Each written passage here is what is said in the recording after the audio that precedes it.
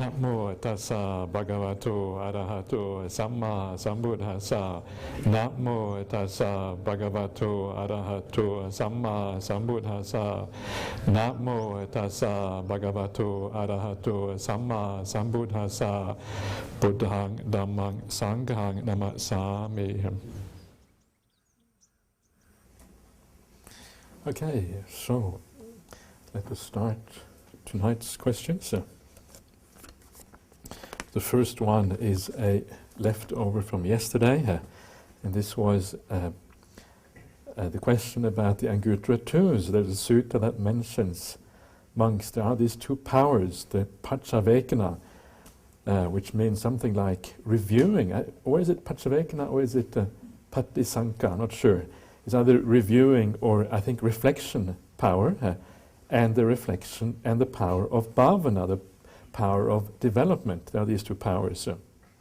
And yes, that was a very nice sutta, and I agree it fitted very well in with the theme that we're talking about yesterday, because the Pachavekana bala, or the Patisanka, I'm not sure which one it was now, bala, is basically a kind of wisdom practice. And the way it is defined in that sutta, it says that this particular power is the power when you reflect that bad actions, bad speech, bad thoughts now, they lead to suffering in this life, and they lead to suffering in the future. And then based on that, you actually abandon the bad conduct of body, speech and mind. So it's like an understanding of what's going on. You know, we may all think that, oh, it's bad to do these things, it will lead to suffering, but it has to go quite deep for you to be able to abandon it and give it up. You have to understand it quite deeply. So this is the power of reflection. When it really works, you can dispel these things. And the Buddha says you understand this, and then you actually abandon these based on that. And then the power of bhavana is defined in the same sutta as the practice of the 4 jhanas. That's the power of bhavana, the development of the jhanas. So you use the wisdom, you use the understanding of the Dhamma to abandon the defilements, and then based on that abandoning of defilements, you then develop the samadhi of the jhanas. So it's a very good point, very precisely basically what we're talking about yesterday here. Okay, so now let us start with today's questions. Here is one folding like an airplane, I think. Very interesting, yeah. Okay. Okay.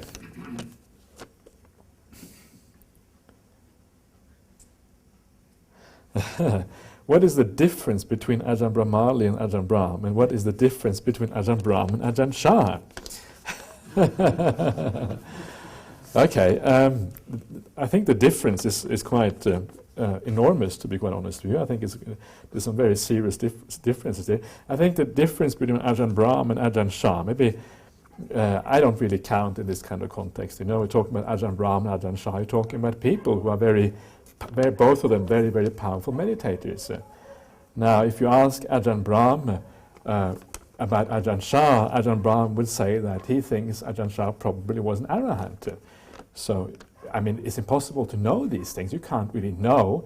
But, he was obviously a very powerful person, and many people had a lot of faith in him, people who were able to, judge in a competent way. So I think he may have been an arahant. And even if it wasn't an arahant, it doesn't matter. He obviously was somebody very, very developed in both insight and meditation practice. He was a very, very sharp and very clever, when it came to Dhamma, he was very sharp and very to the point. And Ajahn Brahm, I have lived with Ajahn Brahm for 18 years, and I must admit I have a lot of faith. Even after 18 years, you think you be disillusioned by something, right? But even after 18 years, I still have faith in Ajahn Brahm. So it is one of those things. So I have a lot of faith in him, exactly where he is, on the path, whether he's fully enlightened or what it is. It's hard. I mean, I have my own ideas. I don't think it's very useful to say anything about these things. It's really up to each one here to judge for themselves what you think about these issues. Because if I say so, and you take what I, on trust what I say, it's not going to be very useful for you. You judge for yourself. You look, and you use some of the ideas I talked about yesterday. Do you see any defilements? Do you see the good qualities there. And if you see these things, then you know it is the right place to have confidence. Whether he is an arahant, whether he is an anagami, a sotapanna, whatever it is, it doesn't really matter, right? If it is a good person practicing and teaching the right way, that is what is important. You will never know these other things anyway. It's impossible, very, very hard to know. If people go around telling you that, I'm an arahant and I'm an anagami, whatever, that's when you usually have to be very careful. Usually somebody who is an Arya Pugala, somebody who has understood the Dhamma, they will not say anything like that about themselves, because they have very little conceit, right? They don't have much sense of identity here. If somebody goes around saying that I am such and I am that, it's usually a bad sign. So that's first kind of, warning sign when these things happen. So that's all I want to say, I think, about that one here. Okay, dear Bhante, regarding your comments on the possibility of an act of killing or stealing being neutral or even good karma, is that not a direct contradiction of the 10 ways of kusala karma and the 10 ways of akusala karma? Okay, so the point I was trying to make is that to understand karma in the right way, karma is not just a rule, right? You must not kill or you must not steal. Karma is based on, if you read the suttas, and you read the suttas carefully, karma is based on intention. It is your intention or your motivation or the driving force, the thing that drives you to do something. That is what determines the ethics of an action, right? So all I'm saying is that if it is possible to do something like stealing, but coming from compassion, if that is possible, then it may not be a bad act, right? Because it is the intention again that matters.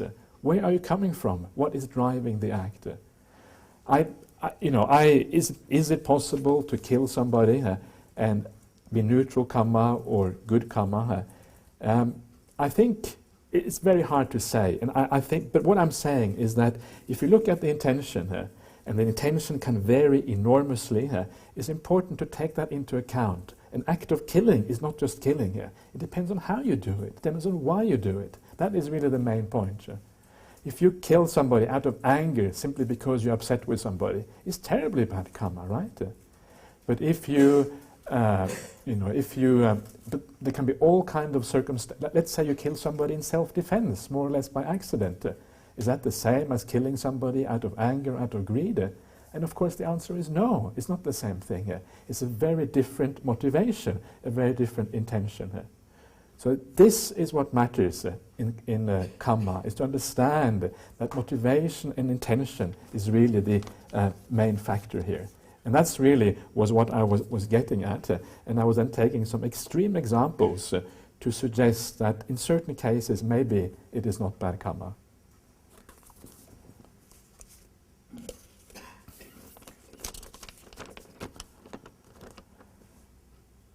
Okay, whenever the passage of the gradual training appears in the Sutta Pitaka, the Buddha never says he abstains from all kind of intoxicants, alcohol and drugs, etc.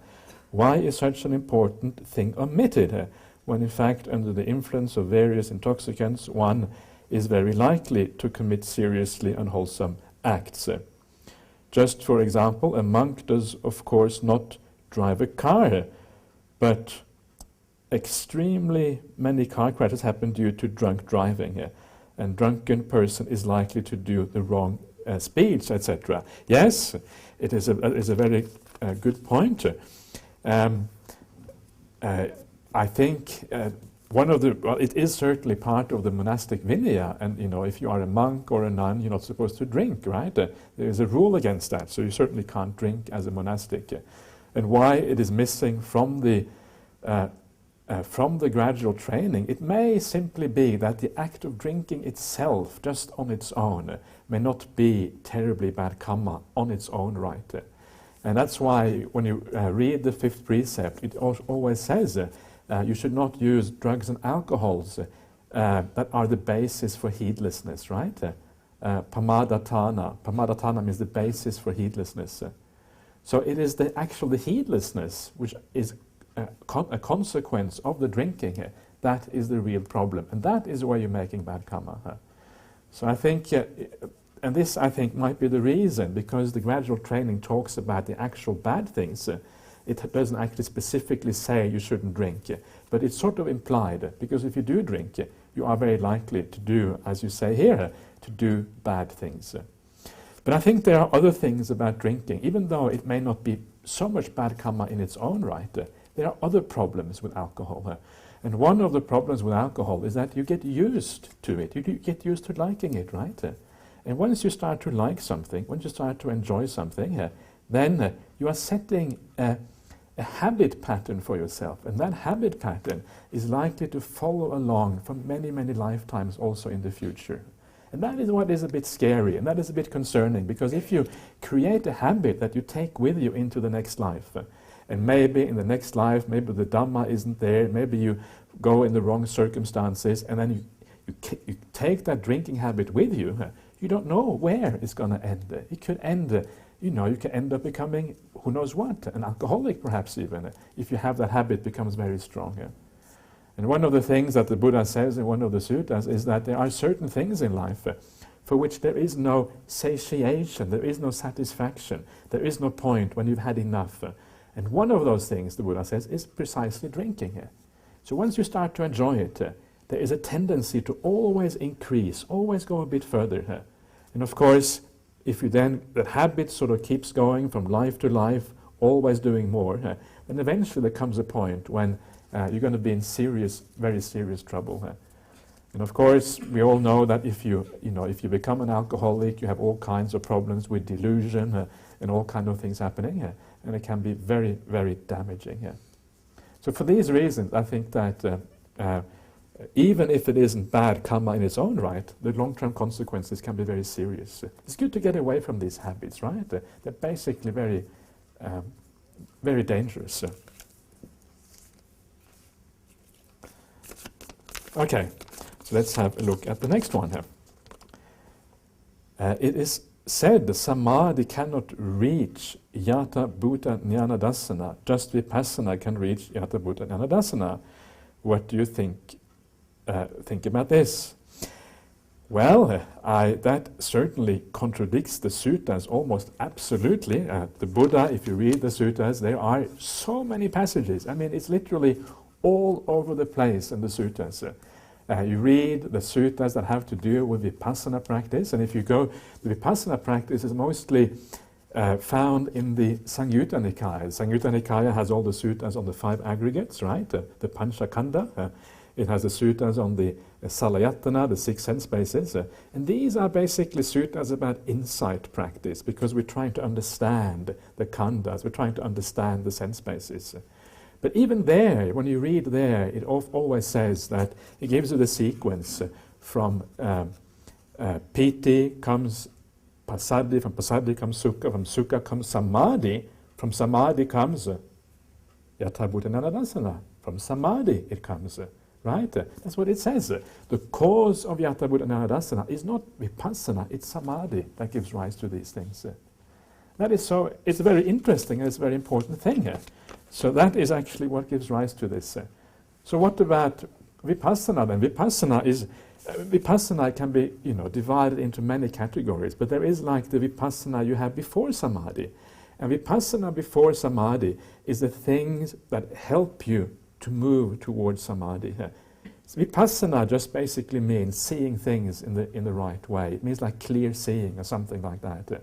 So whenever you think in terms of dukkha, you think in terms of anicca or anatta, you are developing the anicca sanya, the dukkha sanya, the anatta sanya. So you're moving in the right direction. That is a type of vipassana practice.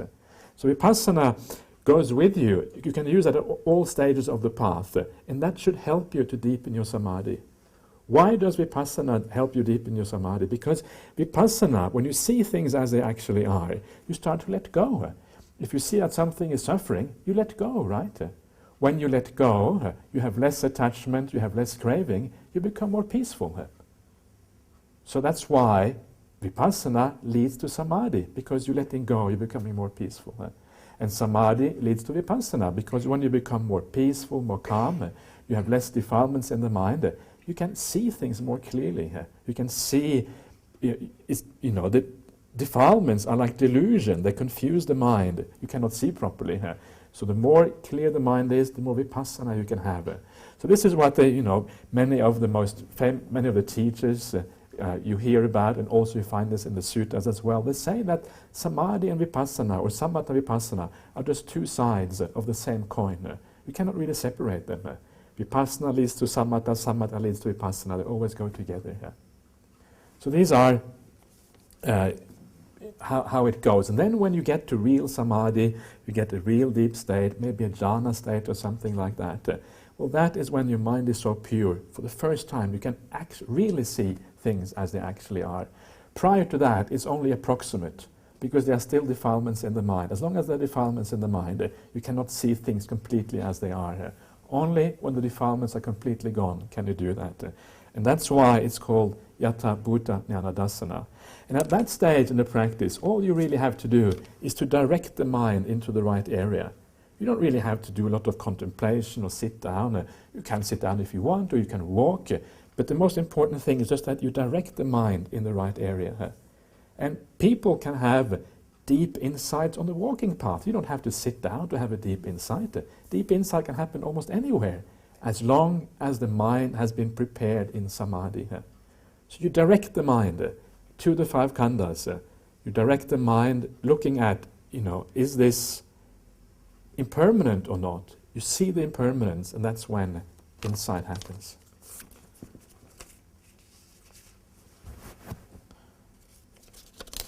Okay.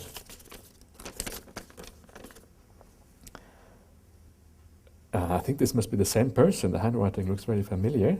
That's okay. It is said Ajahn Chah's meditating training something like Zen. What do you think about this? Okay, did Ajahn Chah meditate something like Zen? I'm not sure about that. There is a story. I'm not sure if I can remember this story now. There was a story when some kind of a Zen monk visited Ajahn Chah's monastery, and there was a what happened again? It was a very interesting little incident, and there was some. I think there was some kind of Zen teacher who tried to present Ajahn Chah with a koan, and something about a tiger and something like that. And Ajahn Chah said something which he tried to sort of dismiss the person, and the person thought Ajahn Chah, very profound what what he was saying. It was a rather strange story here. I don't know. I think I must admit I don't really know much about Zen practice, and I really don't know. I think that the thing is that Zen practice, the original Zen, is just jhana practice, right? It's chan. Chan is the Chinese term. Zen is the Japanese term, and so it's basically the root of that practice is basically samatha and samadhi. And in that sense, I think yes, probably there is many similarities. But I think a lot of the Zen practice that is practiced today, this is just what I hear, I don't know if it actually is true. I guess in Zen, like everywhere else, there's a lot of variety, but a lot of it seems like a fairly superficial kind of meditation compared to the really deep things that you read about in the suttas. Again, this is just my impression. I could be wrong, and if I'm wrong, I apologize for saying something here which is not right. Anyway, sorry I can't give a better answer to that one. Okay, in the Anguttara there is a sutta describing Sukha Dukkha Patipada. In Dukkha Patipada the passage doesn't mention about the jhanas. What is your opinion about this? Okay, that is true. That's found in the Anguttara 4, the Sukha and Dukkha Patipada. And the Sukha Patipada is basically the practice where you practice the jhanas and then you attain awakening based on that. And the Dukkha Patipada is described slightly differently. I should really have the suttas in front of me when I talk about these things, because otherwise I'm likely to make mistakes. But the Dukkha Patipada, one is where you do various kinds of contemplations. You do contemplations of impermanence, I think, contemplations of the seeing the non-delight in the whole world, seeing the patikula, the patikula of ahara, which is like the disgust in food, basically. Asubha practice. You do all this other kind of practices, like what you might call perhaps insight practice. Not really insight, it's more like samatha practice as well, but on a kind of different level. It's a kind of insight practice, perhaps. So you do all these things instead. The other one is jhana. And one is painful, one is happy. And there was another sutta which talks about the happy and the painful path is slightly different. And there the painful path is the one where you have a lot of defilements. That's why it's painful. And the other one is if you haven't got many defilements, that's why it's a happy path. So those are the two variations there. But if I remember correctly, and unfortunately, because I haven't got the sutta in front of me, sometimes I might get it wrong, but if I remember correctly, in both of these suttas, you practice and eventually you the five indriyas arise in the mind, right? Now the five indriyas, of course, include samadhi. And the usual definition for the samadhindriya in the suttas is precisely the four jhanas. So it's not as if the jhanas are missing, it's just perhaps a different approach or a different way, or perhaps you reach the jhanas at a different stage perhaps in the practice, but it's not as if the jhanas are missing from that particular path. They're still there, just at a different stage, a different emphasis, etc. So this, of course, has to do with your spiritual faculties. I mean, not everybody, actually very, very few people are able to attain the jhanas, straight away or with ease. So you need to do all these other things to clarify, clear the mind for samadhi to become possible. So sometimes you have to do the dukkha patipada. You have no choice because that is where your mind is at, so to speak. So you have to read these suttas very carefully. When you read a sutta, you have to read everything that's in there. All the little words may often have a specific meaning here. Everything often has a meaning. One of the clues to reading the word of the Buddha is a very important clue, and that is to understand that the teachings are almost always gradual. There is a sutta in the Anguttara Nikaya where the Buddha says specifically that any Dhamma teaching which is taught properly is a gradual Dhamma teaching. And that of course means essentially that most of the teachings of the Buddha are going to be gradual teachings, except perhaps teachings where there is no proper graduation because you're only talking about something which doesn't fit graduation. But generally graduation is what you can expect. And that is a very useful thing to keep in the back of the mind when you read the suttas, that they are probably gradual, because then you can actually start to structure it, you can start to understand how it works, right? And this is true also for these suttas. These suttas are very short, but they have a very clear, gradual process to them. The dukkha patipada, the contemplation of various things, then the arising, I think, of the seka bala perhaps, the powers of the trainee, and then the five indriyas, something like that, and then some kind of penetration of insight later on. Okay.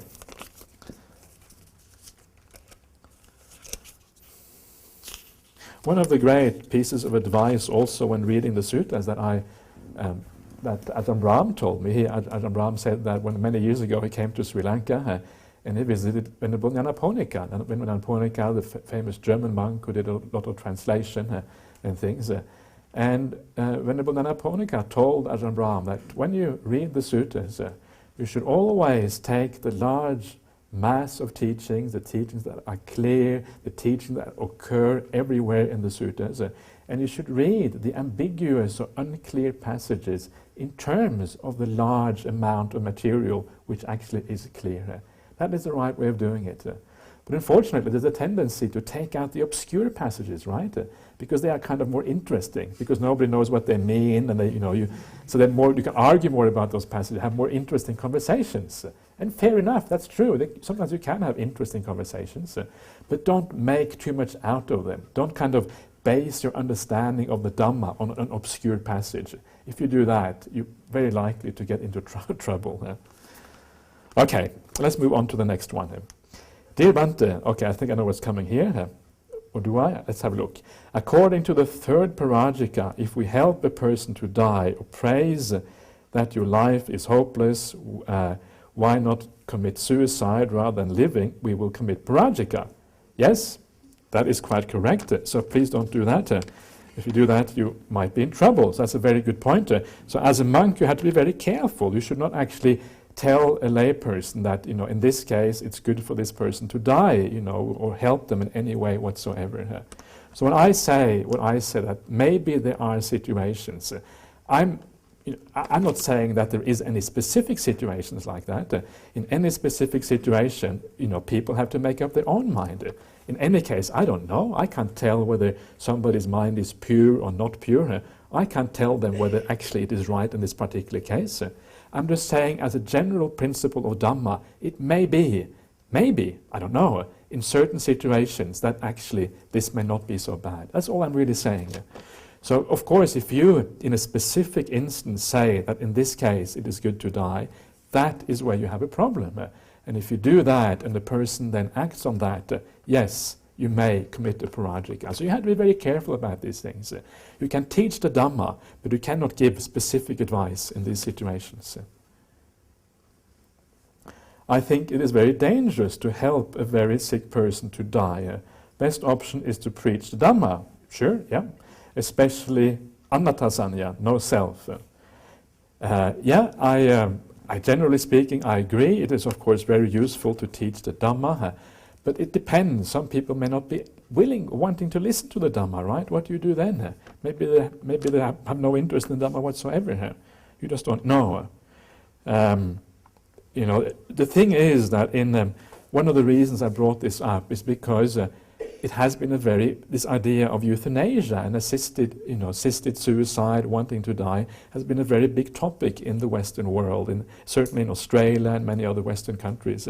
So the question then is, well, what is the Buddhist position on this? Because we often get asked about the Buddhist position. And once you start thinking about these things, actually, it is not as simple as you might think. Initially you think, of course, people shouldn't die. But actually, is that true? Sometimes there are very extreme positions where people are suffering, they don't feel there's any hope. Is dying in those circumstances, if they really want to die, is it necessarily wrong? And I think the answer is not very clear, it's not very obvious. It depends on so many factors, and it's very hard to generalize and say, yes, it is always wrong or always right. So this is really the point here. And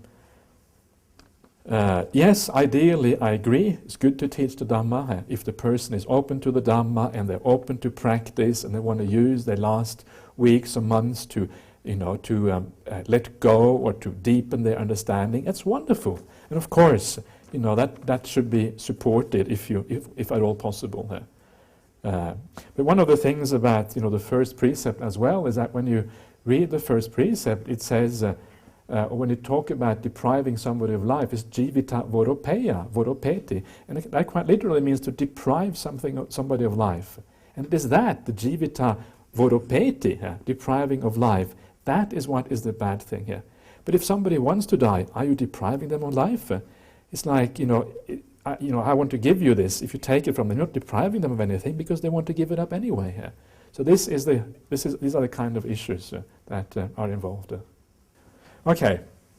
Also, what do you make of the absence of any mention of intoxicants? Okay. In the section of virtue that we have just read. I will comment on that, so that we'll leave that one aside. Wow, okay, there's a whole essay. Okay.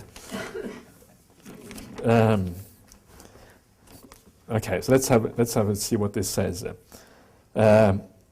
My younger days, my father and mother were separated, and most of the time I was alone. And I had a miserable childhood. Okay, I'm sorry to hear that. Now I'm married, but no children. A few years I had a house. Okay, a few years I had a house. Problem, I stayed my wife's brother's house in Australia. He wanted this house back. Meanwhile, my wife started to live with her sister's house. And I started to build a small house about 10 kilometers behind that area, okay? My problem is, when I am alone, my past problems creating disturbances in my mind. As I'm looking 10 acres of tea land, this area, once a week, to going to see my wife. Okay? If there is any answer through Dhamma, is there any answer through Dhamma or through meditation? Please let me know. It will be very helpful to me, as my wife is very lazy and shy. She has no answer to my problem. Okay. Well, the thing is that, basically with things that happened in the past, the thing that we have to do is we have to learn to let go of the past. So how do you let go of the past? To be able to let go of the past, you have to forgive the past things. Only when you forgive something can you actually let go. How do you forgive? Well, one way of forgiving is to try to understand the other person. When you understand somebody, you can also usually forgive. There's a nice saying in French. I'm not very good, my French isn't very good, but the French saying is something like, if you understand everything, you can forgive everything. To understand all is to forgive all. And why is that? Because the reason is because people act for reasons, right? There's a reason why people act in a certain way here. And once you understand the reasons why they act in that way, you say, oh yeah, now I understand. Now I understand why you did these things. And then you can forgive. And very often, when some of the interviews I had today, this is kind of a recurring problem. How do you let go of the past? How do you let go of things that happened before? And again, one of the best ways that I often like is to remind myself that whatever anybody has done in the past, including myself actually, you just remember that the reason why they did these things is not often because they want to be bad or they want to be, hurt us or anything like that. The reason why people do these things is because they are conditioned in a certain way. People have a certain conditioning and then they can't help themselves. They do bad things even if they want to do good things. They can't stop themselves from doing bad things because of their conditioning. Remember, the Buddha's teaching is a teaching about no self, right? There's nobody in here who controls you. What you are a product of the conditions that have conditioned you. And because you are a product of your conditions, there's nothing inside of you that can say, stop, I'm going the wrong way here. When things are going the wrong way, you don't know what's happening here, and you just do the wrong thing regardless. And when you know that somebody does something bad, even though they actually want to be good, of course people want to be good. We all know in our heart that goodness leads to happiness. So most people know that anyway. So if they do something bad, despite that, it is the conditioning here. And the first person they hurt is not us, it's not you, it's themselves is the first person they hurt. They will reap the consequences of their badness many, many times over what we will experience from that pain. And then if you think like that, if you think that they are the first recipient of their problems, they are the first victim of their bad conduct, they are a victim of their conditioning, they're not really in charge, then you can start to understand why they're acting in the way they're doing. Actually, they don't really want to do that. They are just a result of conditionings, of the conditioning of the past. And of course, the other thing we have to be very careful with, one of the problems with relationships is that we often take things personally, right? When somebody says something bad to you, you feel that it's personal, it's between me and that other person. But is it really personal? And it isn't really personal, because if somebody says something bad to you, they say that bad thing because at that point all the conditions are ripe for that person to say something bad, and you happen to be present, so that's why you bear the brunt of all those conditions coming together. If another person, maybe similar to you, had been in that place, they would have been, bore the brunt of that bad speech or whatever. So it's not actually personal. It's just the conditions in that person coming together. It's non-self again. So again, when you understand that other people's bad conduct towards you is not personal, it takes away so much of the pain in the problem. Bad conduct is never personal. It's just that person being themselves, doing what their conditioning forces them to do in that particular situation. So these are some of the ways of taking, being able to understand what is going on. And then when you understand, you can forgive. You can even have compassion for the other person because you see their problem. And then when you forgive, then that forgiveness actually is the same thing as letting go. Forgiving really is letting go. And then the problem is solved.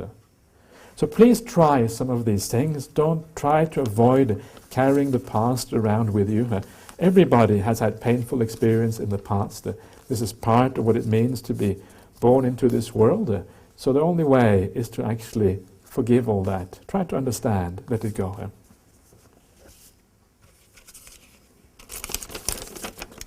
Okay, Bhante, when someone is looking at his sitting posture, moving from head to toes 3-4 times and then paid attention to the breath very quickly, he was unaware of anything, no breath, no body, no feeling, no other hearing or anything. But he wasn't asleep, okay? Until he became normal, he was still without any movement. Okay, after a while, when he got to normal, he feels very relaxed and pleasant. Was that a jhana state too? If so, what should one do next? Okay, it's unlikely to be a jhana state because jhana states, as I was saying yesterday, are incredibly profound.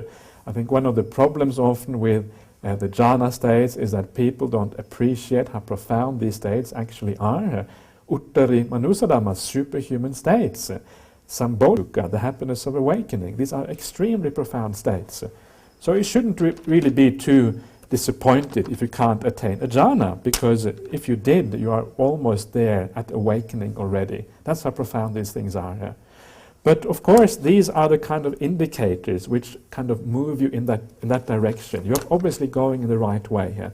But a lot of things happen before you get to jhana.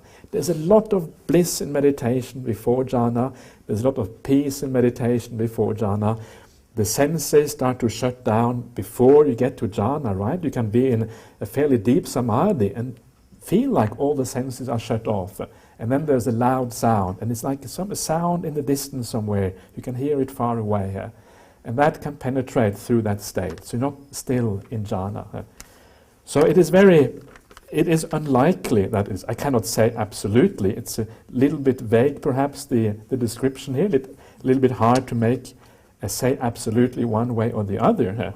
But a jhana state usually is, you become more and more peaceful, more and more blissful, more and more happy. And then there is a point when you drop into jhana. There is like a particular trigger point where it actually happens. So usually you have to be aware of like a change in awareness of a particular trigger. And that is usually the entry into jhana. Jhanang upasampajja, having entered upon viharati, he dwells in the jhana. So that is usually one way of knowing that. And that is when you are basically stuck in the jhana, as they say here. I'm following largely Ajahn Brahm's teaching here. This is how he normally teaches these things. But don't be concerned. Don't feel bad if you haven't attained jhana. Just enjoy the path. There's so much happiness. There's so much nice meditation to be had before you get there. And isn't it wonderful if jhana is even more profound? Isn't that great? We're moving towards these amazing things, the jhanas, awakening, all these things. The more profound it is, the more exciting it is, the more interesting it is. Not exciting in a kind of bad way, but in a very profound and deep way. Okay. Ajahn, can you please explain the step sequence from the beautiful breath through the awareness of losing the body and breath and the appearance of the nimitta? Can there be a notion of heat before the appearance of nimitta? Thank you. How do we? Okay, last one is how do we make appointment to meet me? Is that through you, Bhante? Yeah, that's being done. It's being done. Okay, good. Yeah. Okay.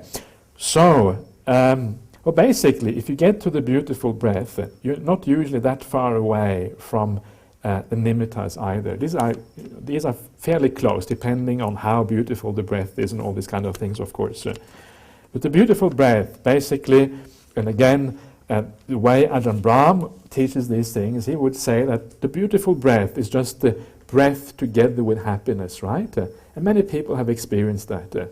You're watching the breath, and there's a sense of piti sukha there while you're watching the breath. So this is the beautiful breath. It's beautiful because it's nice, because it's pleasant. And once you have the piti sukha, then what you have to do is just to continue developing the piti sukha. Things start to calm down. And when things start to calm down, there comes a point in that process when it becomes so peaceful that a light can appear in the mind. And this is what often is called the nimitta, right? The samadhi nimitta. And it's at that, it's anywhere in that process, the body is already fading into the background. Even when you're watching the breath, the body can often be very, very weak, right? It's almost like it's in the background already. And the deeper you go in the meditation, the more further away the body tends to be. And when you get to the nimitta stage, the body has almost disappeared. It's not impossible to feel the body, perhaps, but it's very unlikely that you will feel the body at that stage. Can there be a notion of heat before the appearance of the nimitta? This is one of the things about, experiences in meditation, that so many things can happen during meditation experience. And if you hear about meditators, if you are like me, or like Ajahn, anybody who listens to people talk about the meditations experiences, wow, it's amazing, the diversity of experiences and strange visual things, strange feelings in the body, even sometimes hearing things that people have in meditation. Because this is often what happens when you start to calm down. All these things often come into your mind. The conditioning from the past come into your mind. And these can be affected through feelings in the body, visual experiences, auditory experiences. All these kind of things can actually happen. So yes, it can happen. It usually doesn't mean anything. Usually it's just one more kind of perception that you have as you are going through the process, moving towards samadhi. So don't worry about these things. These experiences are secondary. They don't really matter. What you want to do is just keep your focus, to keep moving deeper in the experience. So I hope you are happy with that. I'm not going to say any more anyway, so. Okay. Bhante, it says from time to time we should practice samadhi, upekkha and the paggaha nimittas. Can you explain the meaning of the word paggaha and how actually we should practice it, please? Okay, well, this particular sutta that you are referring to is in the Anguttara Nikaya. It's the sutta after the one I was teaching the other day. And yes, that is indeed what it says, but this sutta is actually very profound, and that is one reason why I didn't want to get into it, because I think it talks about somebody who already has very deep samadhi, and how they should practice the samadhi in the right way here. Because that sutta says that if you focus too much on the samadhi, you can get like lazy here, because samadhi is so pleasant, it's such a nice state, that all you want to do is to be in the samadhi state, and you don't exert yourself enough. Paggaha is exertion, right? It's putting forth effort, if you like. But because it is so nice, it means that you don't actually put forth enough effort in the practice. So that's what it means. So if you find that your samadhi becomes so deep that all you want to do is just sit there all day, that is when you should be concerned about this. But usually it's very few meditators that this problem arises for, because it is a very profound thing here. And yes, it also talks about upekkha.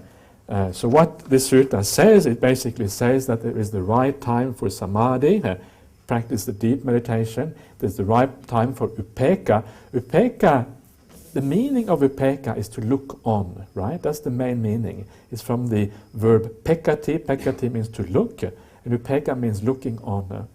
So it means like you just stand back and you look without kind of reaction to things, right? You're just observing things. That's what upekkha means.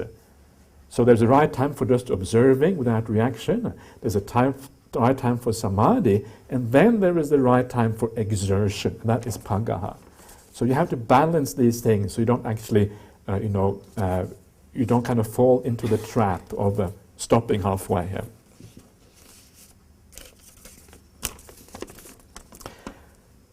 Okay, so in some countries like Sri Lanka, Burma, there is a very strong emphasis on Abhidhamma. Dhamma teachers often quote from Abhidhamma when asked questions on the practice. They at times contradict the explanations given in the suttas. Okay? Could you briefly explain the history, the role of the Abhidhamma in the actual practice? Thank you. Okay? Yes, I agree that the Abhidhamma. One of the problems with the Abhidhamma is that it has been elevated to something very special. And often, if you ask people, what is kind of the ultimate answer, what is the ultimate teaching of the Buddha, they will say the Abhidhamma is the ultimate teachings. The suttas are like the preliminary, and the Abhidhamma, that's the real stuff, the really kind of full teachings. And that is very unfortunate that people should say that, because it is, from a historical point of view, if you look at when the suttas were given, it's very clear to me and very clear to many that they were given by the Buddha because they fit historically into that framework.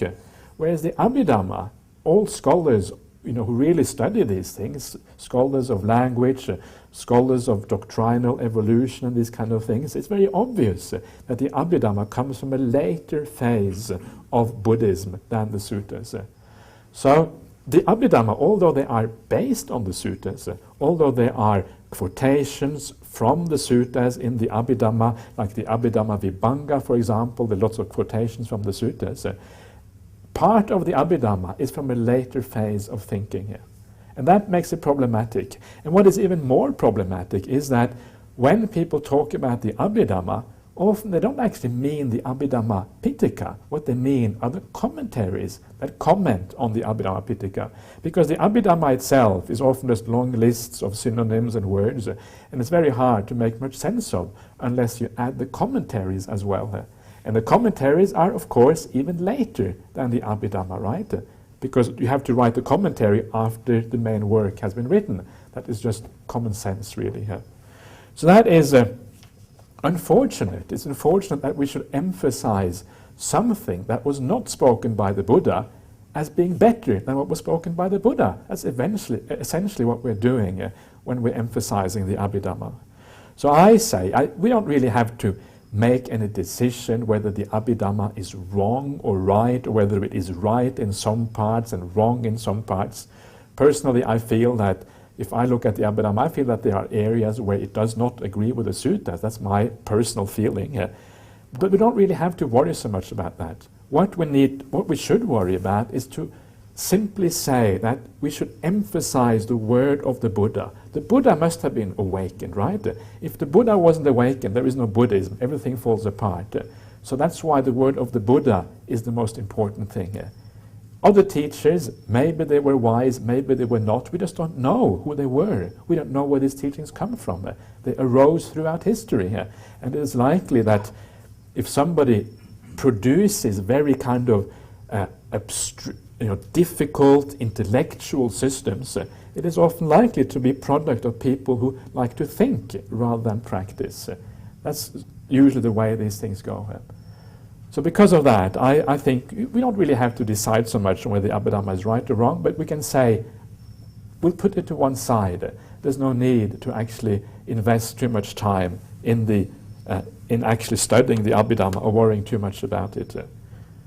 The strange thing is that the more developed Buddhism becomes, the more Abhidhamma you have, the more commentaries you have, the more Visuddhimagga you have, all these kind of things. The more of that, the less practice usually, right? That usually goes hand in hand. The more scholarly things, the less practice. That is the strange thing about these things, and it's an important thing to keep in mind. Yeah. So that is, I think that is maybe hopefully that answers the question fairly well,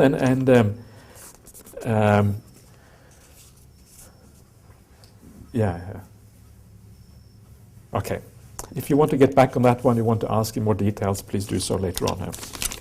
Okay. Next one. I do breathing meditation, anapanasati. Sometimes the breath becomes very soft, and nimitta is also there. Sometimes I feel that I go deep into the nimitta and then didn't feel anything for a while. After I become back to normal state, it is very pleasant and relaxing. Venerable Sir, what should I do next? Okay. Before getting up from the meditation, can I do some vipassana from there? And how to do so? All right. So what you basically, if you do get things like nimittas arising in your mind, that is a wonderful thing, and you should be very happy that these things happen, because that means that your mind is already very pure. So what you want to do from there, you just want to continue with that nimitta, continue focusing on the nimitta, and try to go even deeper in the meditation practice. So all you have to do at this point is just to be passive, right? It is what we're trying to do is to reduce the activity in the mind as much as possible. It's the activity in the mind that keeps the mind moving a little bit. So the more passive you can be, the more you can just like stand back or sit back and watch that nimitta and be completely still. Then there is a chance that that nimitta will become brighter, and eventually you might even attain a jhana state or something like that. So that is, you're already doing very, very well. So be very pleased that you're doing so well. Don't expect anything, don't expect any results. Just enjoy and be content in that state where you are. And then you will be moving in the right direction. So already it's very good. Should I do some vipassana practice from there, and how to do so? You can do vipassana from there. How exactly you would do vipassana in that state? Well, normally the point about the jhanas is that they are already a state of yatha bhuta nirodhasana. So all you really have to do is just to reflect sometimes. Reflect on any aspect of the five khandhas. Are they permanent? Are they impermanent? Can you see why they are impermanent? You know, the standard explanation in the suttas for how to do vipassana practice after jhana is all you have to do is to reflect on the five khandhas, and you reflect on the five khandhas, actually reflect on the jhana itself in terms of dukkha, anatta, and anicca. And when you're able to see the jhanas as dukkha, anatta, anicca, that's when you can make the breakthrough to very profound states of awakening. So how do you do that? Well, you remember that they have been produced right through a certain practice. Anything which has been produced through a certain practice is by definition impermanent, because once those qualities that produced it disappear, the state itself will also disappear. So this is the kind of reflection you can do, and it's basically, this is how vipassana practice mostly seems to be done in the suttas. You reflect on that state you have had, and you consider it in terms of the three characteristics. If you look at the Anapanasati Sutta, it takes you through the whole sequence of Anapanasati, all the way up to the vimochayang chittang, something like that. The freeing of the mind, which essentially means samadhi or jhana state. And then you do the anicca, viraga, nirodha, and patinissaga contemplations after that. So what do they refer to? They refer to the whole process you have been through, right? So you understand the process. You see how things have disappeared in that process. You see the body disappearing. You see the senses disappearing. And eventually, perhaps you see also the will disappearing. So that is what you focus on. You reflect on those things. You reflect on the process that you have been through. And you see the three characteristics as relating to that process. The most important thing to focus on is anicca, impermanence, or nirodha, things disappearing, because that is often the foundation stone for also understanding dukkha and anatta. So just reflect on your own experience and look back and see how things have disappeared, and that is often how you can understand these particular things. Okay, whenever I sit for meditation, very quickly breath becomes soft and I feel like floating up into the sky. Sometimes feel like climbing a staircase, sometimes feel like going up in a lift. Should I just keep waiting? What's happening next? Or anything else should I do next? It doesn't matter whether you float or whatever. If you really do float, I would like to see it. It would be very interesting to see that. But it's usually just a perception in your mind. You feel like you're floating, but actually you're not really floating. It's just another one of those things that happen in meditation. A feeling in the body, a feeling in the mind, a visual experience, whatever it is. So don't worry about that. Just keep on floating, just keep on enjoying the meditation. That's all that matters. Go back to the breath, go back to the nimitta, whatever it is that you're doing here. Okay, I think this might be the last one. We can leave a few for tomorrow, perhaps. Bhante, can you please tell us the name and the number of the sutta in which the Buddha details how one should investigate him to verify his claim to be fully awakened? The name is the Vimamsaka Sutta, and it's Majjhima Nikaya 47. If someone claims to be enlightened, but they don't possess the qualities of the gradual training, can that person's claim be dismissed? So, for instance, if they don't have perfect confidence in the triple gem, or if they don't have good sila, or are not content with little, can such a person possibly be an arahant? I would say no. I think that's probably the answer. We have to understand, of course, what good sila means. It doesn't mean that you are always going to be absolutely perfect. Even arahants can make little mistakes in what is called conventional precepts. The precepts of convention, they can make mistakes as well. If they don't have perfect confidence in the triple gem, that is very hard to understand how you can even be a stream enterer, sovan, if you haven't got perfect confidence in the triple gem. So anybody who says something about the Dhamma or the Buddha, which kind of sounds like it's a bit dismissive, would not be a stream enterer or an arya. So, and yes, I think it's very true, they would be content with little. So if somebody is not content with little, that's also a very, very bad sign. You know, an arahant is somebody who has no desires, he has no worldly goods. One of the qualities of the arahant in the suttas is that he's not able to store things up like people do in household life. And that is one of the reasons why it's impossible to be a householder and an arahant. Because an arahant cannot store things up. It cannot really live the household life anymore. So that's why when you become an anagami, that is kind of the highest stage of a householder, in an arahantship. As soon as you become an arahant, basically you are a monk from that point on, or a nun from that point on. You're no longer a householder. You have lost the kind of the mind of a householder.